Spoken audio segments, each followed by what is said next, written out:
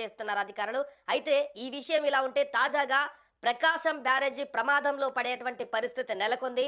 తాజాగా అక్కడ gate number 69 వద్ద తీవ్ర ఆందోళన నెలకొంది. ప్రకాశం బ్యారేజ్ 69వ గేట్‌కి ప్రమాదం నెలకొంది.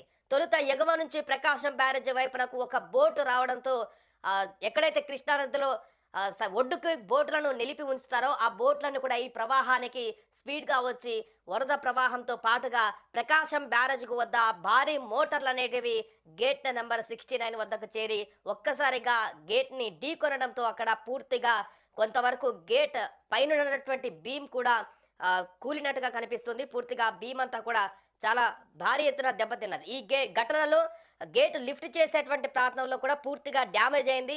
అసలు బోట్లు ఎక్కడి నుంచి వచ్చాయి, ఎలా వచ్చాయనేటువంటి వివరాలు తెలుసుకునే లోపే మరొకసారి 4 బోట్లు వచ్చి దాన్ని ఢీకొనేటువంటి పరిస్థితి నెలకొంది. దీంతో అధికారులు దీనిపైన పలు అనుమానాలు కూడా వ్యక్తం చేస్తున్నారు.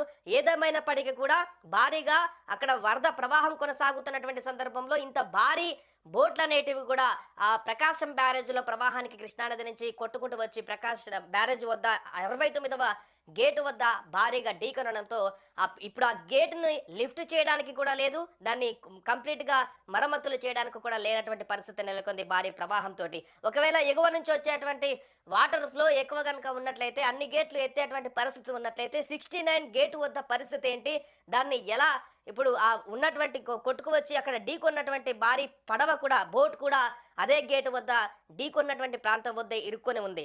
సో దీంతో అక్కడ కొంత ఆందోళనకరమైనటువంటి పరిస్థితి నెలకొంది. అది సైడ్‌కు కొంత ప్రమాదం జరిగినటువంటి ప్రాంతం వద్ద కొంత కూలినటువంటి ప్రాంతం కనిపిస్తుంది. అక్కడి నుంచి కూడా వాటర్ లీకేజ్ అవుతున్నట్టుగా కనపడుతుంది. ఈ నేపథ్యంలోనే అక్కడ ఉన్నటువంటి పరిసర ప్రాంతాలు కూడా తీవ్ర ఆందోళనకు గురవుతున్నారు. స్థానికులు, అధికారులు కూడా అప్రమత్తం అవుతున్నారు. అసలు ఈ బోట్ అక్కడికి ఎలా వచ్చింది? ఈ బోట్ ప్రమాదంతోని గేట్ నెంబర్ 69కి ఎంతవరకు ప్రమాదం ఉంది? ఇది మరి పక్కనున్నటువంటి గేట్లకు కూడా ప్రమాదానికి ఏమైనా కారణం అవుతుందా? ఇంకా పైనుంచి ఒకవేళ బోట్లు కనుక ఈ మోటార్ బోట్లు కనుక వచ్చినట్లయితే ఏం చేయాలనేటువంటి అంశానికి సంబంధించి పూర్తిగా కసరత్తు చేస్తున్నారు. ఇప్పుడు ఆ గేట్ల వద్ద ఉన్నటువంటి మోటార్ బోట్లన్నింటినీ కూడా అక్కడి నుంచి తీసేటువంటి ప్రయత్నం చేసేటువంటి దిశగా ఆలోచన కూడా చేస్తున్నారు. ఎందుకంటే ఈ ప్రవాహం ఇలానే కొనసాగితే ఆ బోట్లు మరొకసారి ఆ గేట్లను కనుక మరలా ఢీ కొట్టినట్లయితే మరింత ఎక్కువ ప్రమాదం జరిగేటువంటి అవకాశం ఉంటుంది బ్యారేజ్కి అనేటువంటి ఉద్దేశంతో అధికారులు అప్రమత్తమవుతున్నారు. ఏదేమైనా కూడా 69వ గేటును మోటార్ బోట్ ఢీకొనడంతో తీవ్ర ఉద్రిక్త పరిస్థితి అక్కడ నెలకొంటుంది. ప్రమాదం జరిగినటువంటి ప్రాంతం వద్ద కూడా పర్యవేక్షించేందుకు అధికారులు కూడా వస్తున్నారు. గేట్ నెంబర్ 69 సేఫా కాదా అనేటువంటి దానికి సంబంధించి కూడా వారు పూర్తిగా ఎంక్వైరీ చేసేటువంటి పరిస్థితి ఉంది. గేట్ నెంబర్ 69 వద్ద ఎంత డ్యామేజ్ అయింది, దాన్ని ఏ రకంగా మరమ్మతులు చేయాలి అనే దానికి సంబంధించి కూడా ఇప్పుడు పూర్తిగా అధికారులు దృష్టి పెడుతున్నారు.